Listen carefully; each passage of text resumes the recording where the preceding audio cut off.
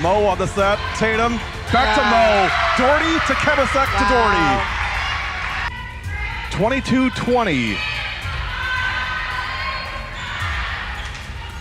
Block. Mo Daugherty. Boy, has Mo come up big in this one. Set up for Wooker and destroyed it. And that's your match. Lancers win it 3-1.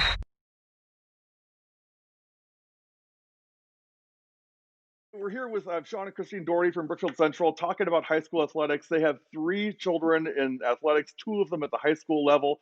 So Molly, got the chance to meet you the other night. We won't talk about you tonight, but thinking about you and can't wait for you to get to the high school level and watch you play and cover you on W7 very soon. But let's talk about Morgan and Jack a little bit. And first of all, Morgan, of course, a junior on the Brookfield Central girls volleyball team. And has been a great friend of ours the last 3 years, so we know Mo really well. Tell me a little bit about Jack, because I know he was going to play in the tournament this year, of course, but didn't get a chance to. So it's weird because everybody thinks, well, you'll know Jack and Morgan is Jack's brother. Well, in our world, Jack is Morgan's brother. That's true. Yeah. Morgan appreciates that. Yeah, Morgan would agree. For sure. Yeah. Well, Jack is a freshman. He played volleyball this fall on the varsity team for BC. And he's 6'6", and he's also still growing and still Good eating. He plays basketball now, and he made the varsity team for BC for Coach Wandry. How do you manage on who goes to what game and who gets to what practice? And I mean, how does all that work for you guys? I usually think about which game is the most stressful, and I send Sean along because he's like the calming self, and I go to the other one.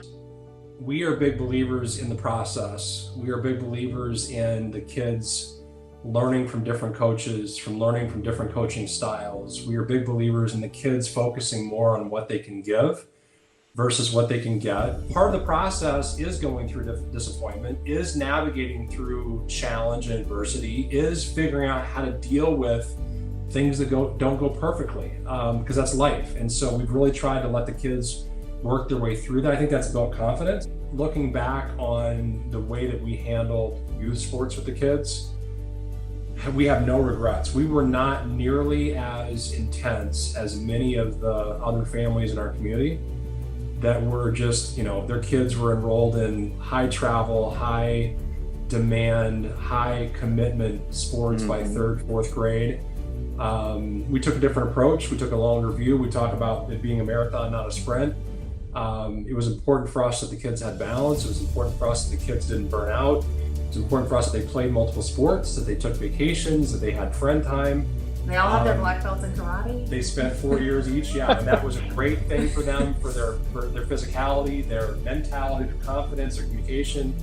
But I'd say in today's world of youth and club sports, we were probably a little bit unconventional, given that we are very passionate about sports, but where a lot of families were like, I can't believe your kid's not doing this or doing that. We're like, oh, they'll be there, but we're worried more about where they're at in 8th grade or 9th grade versus 4th grade or 5th grade. If anything, they were able to develop their passion for their sports at a different level and on the right pace for them, to where now as it's getting important in high school, they're hitting their stride and their peak.